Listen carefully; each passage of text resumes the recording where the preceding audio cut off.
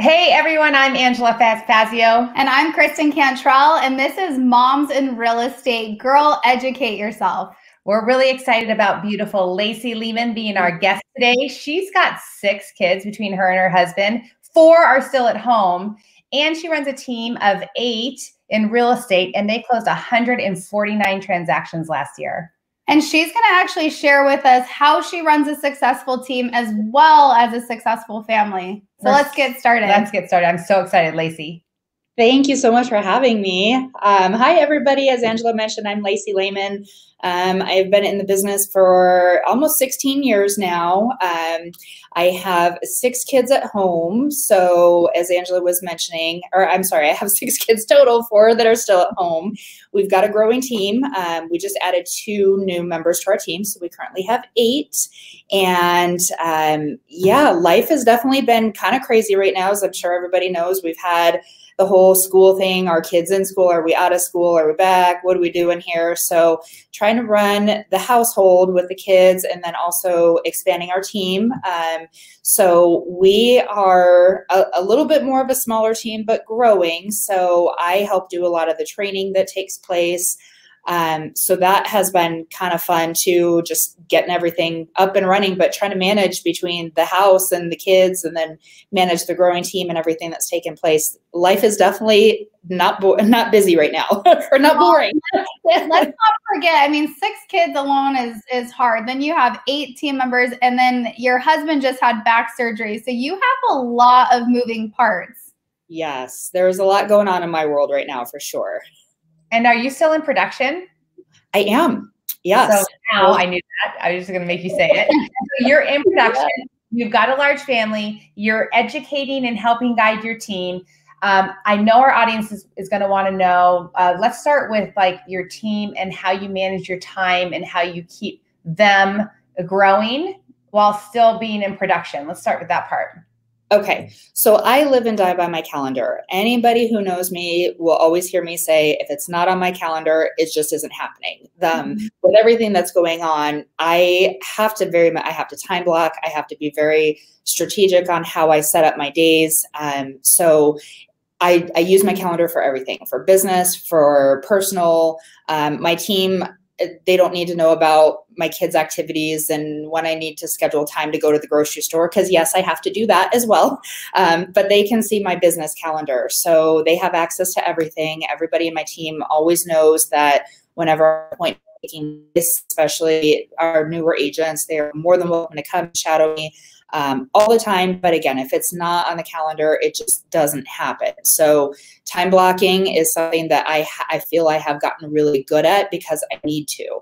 I have to be able to schedule those times for follow-ups for my clients and my personal business. Then I have to schedule the time where I'm training and working with some of our current team members, our new team members. And then also there's my kids. I have to be able to schedule some time for them, for anything that they need, their activities that they're in, schoolwork. And then there's the fun as well too. It can't always be about work, work, work. We've got to schedule some fun time. So that is also something that I add to the calendar as well, because again, as sad as it is, if it's not on the calendar, it doesn't happen. So. That's true. It's so true. And I feel like that's something that is really hard for anybody. Like I'm literally trying really hard this year to be like living by my calendar. But where does somebody even get started with that? Because I know that's kind of like, okay, I want to do that so that I spend my time in the best way possible. Where do you start? So one of my things that I did, because I did not used to be so good at time blocking, and it still is something that's in a process. I wouldn't say I've perfected it. I've gotten much better, but I am really big on going out there and seeing what can I find in terms of webinars. There's so many great webinars out there. It doesn't matter if you're looking at things on Instagram, on Facebook. There's some different Facebook groups that I'm a member of that has all kinds of different webinar opportunities to learn. So that was one of my things that I did is I just went out there and I Googled how can I learn to time block or time blocking secrets and tips. And there's a lot of really good things that I learned just by doing that. I think it's doing more than anything, is just like with anything in this business. There's so much information that's out there, but if you're going to take the time to learn and watch the videos, you actually have to put it into play. Otherwise it's kind of for nothing. Yeah. One of the things that Kristen and I are working on together is if we forget something, it's like a trigger. Oh, that means it requires a time block. Yeah. Yes. If it's a repetitive something that we just go back and say, okay, well, now we need to say every single week at this time or every other week at this time, this has to happen or we're not going to be prepared. And so that's like another way, just make mistakes and compensate quickly. Yes, and I even found that like Sunday, even though I don't want to do this on Sunday afternoons, I will sit down for an hour and I will plan my week out and I'll put all my workouts in. I'll put all the important things in the calendar. And I've been trying to be really good about like adding date nights into the calendar and getting a babysitter, because otherwise the whole week flies by and you forget. Yep. You know? Yep. Absolutely. I agree. So do you start and kind of plan? Do you look at it the night before? Do you look at it a week ahead of time? Like, what do you do? So my schedule changes all the time, as pretty much most of us in real estate. So I always look at it the night before. So usually about an hour or so before I'm getting ready to go to bed. That's the time where I pull up my calendar and I look and see, okay, what do I have going on first thing in the morning? Do I have some time for phone calls before I go to my appointment or whatever I've got going on first thing in the morning? What do I do as soon as I drop the kids off? Okay, here's what's happening. So even in light of everything that's happened with COVID, I still go into my office every single day. I'm just the type, I've got, as I mentioned earlier, I have 4 kids that are at home. I have 3 dogs as well. So what? Didn't you just get a puppy?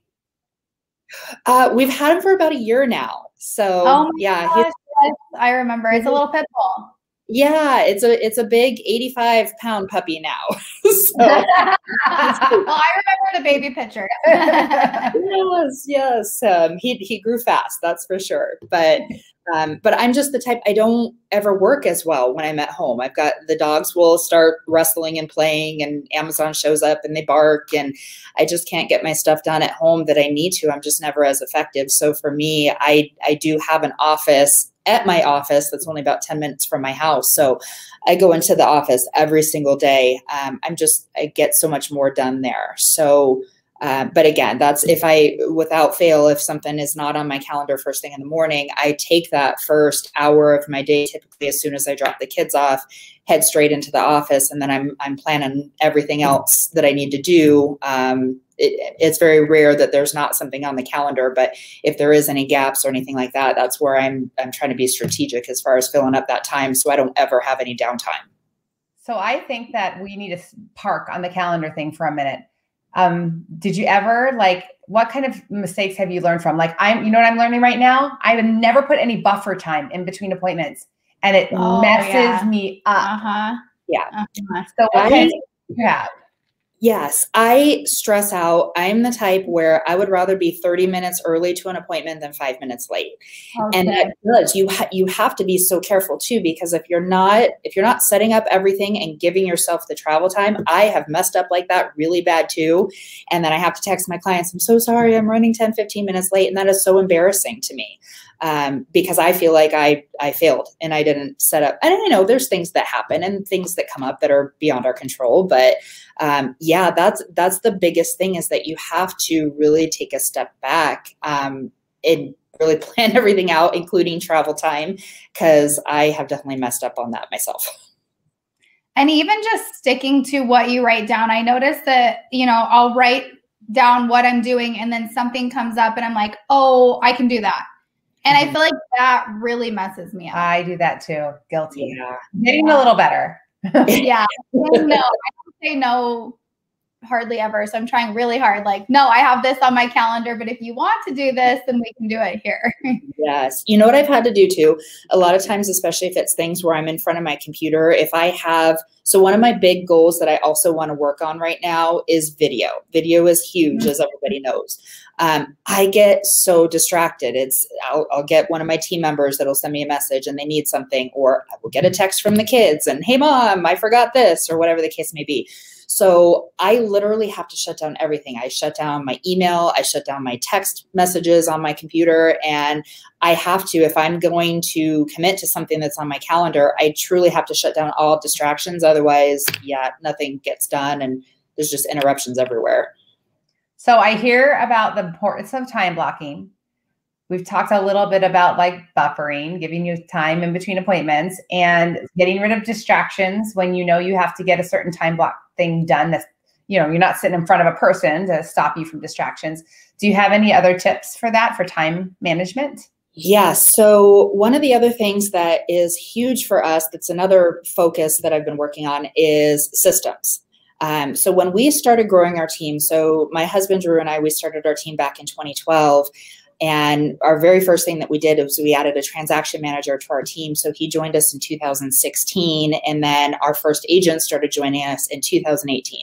So we were very big on, before we get to the point of growing our team, we have to put those systems in place, because I've heard recently too that if there's anything that you do 2 or more times, you need to have a system, or you need to have something in there. Because otherwise, if you're repeating and, you know, doing the same emails over and over and whatnot, it's a waste of time and it's not effective. So that has been so huge just for my craziness in my life is, you know, if I'm doing something more than once or more than twice, then create a system for it and do it. So it's, a lot of it is automated. So you don't have to keep going back and doing those time wasting activities. Yeah, I think that we need to encourage our audience that this is a work in progress. I've been in business for 20 years in one way or another in real estate, and I'm still refining systems and processes and things like that. So it's never ending, kind of like phone ringing, right? Yes. Yeah. Sorry, we're going to shut off the ringer. Well, I just wanted to say too, if anyone out there needs like an example of what a new agent's first, you know, like what it should look like for you, I actually have a Excel document that we did time blocking for a brand new agent in real estate. So I'm happy to share that with anybody listening. So just send us a message and I'll get that to you. Lacey, tell us, is there any advice that you would give to anybody listening that is struggling with this above and beyond what you've already told us? I'd say more than anything, it's just about being consistent. And for me, it's very tough because I have so many people that pull at me in so many different directions. I feel like I have to be there for everybody all the time, which that's a huge focus and a huge priority for me, not just for the business, but of course for my family as well too. So it leaves me still being in production. It's a challenge that I have right now because I feel like it doesn't always leave as much time for me and to do the things that I need to do. And I often get put on the back burner. And Kristen, you mentioned like scheduling gym workouts. And that's one thing that is really important to me. But lately I'm taking those off the calendar because I feel like to go, someone's like, I need your help. You're like, oh, that's gym time. I'll help you. Yeah, I can help you. The gym can wait. And in turn, then I always get upset because then I don't feel as good. And I mean, I look forward to those gym workouts are a de-stressor to me. And so I really look forward to them. So I would just say the big thing is make sure that you're just following that calendar and you're staying very consistent, and you're always going to get distractions that come up, but don't let those distractions get in the way and win out, because then otherwise, next thing you know, your calendar is going to be ruling your life versus the other way around. And you're going to get yourself in a downward spiral that's really hard. At least for me, it's really hard to get out of it. Well, we're definitely going to have you back because you are a wealth of knowledge, and it's always a pleasure to do anything with you, Lacey. So thank you so much for your time today. And you guys, we do Moms in Real Estate podcasts every Thursdays. You can also find us on iTunes, YouTube, on the Moms in Real Estate Instagram or Facebook. So please connect with us and let us know if there's any moms out there or really great women in real estate that should be featured like Lacey. And if you guys go way back 3 years ago, you can actually see Lacey on Moms in Real Estate, one of our first guests when we first started the podcast. So it's up on YouTube. That's right. Well, thank you again, Lacey, and thank you guys for watching. Thanks, guys.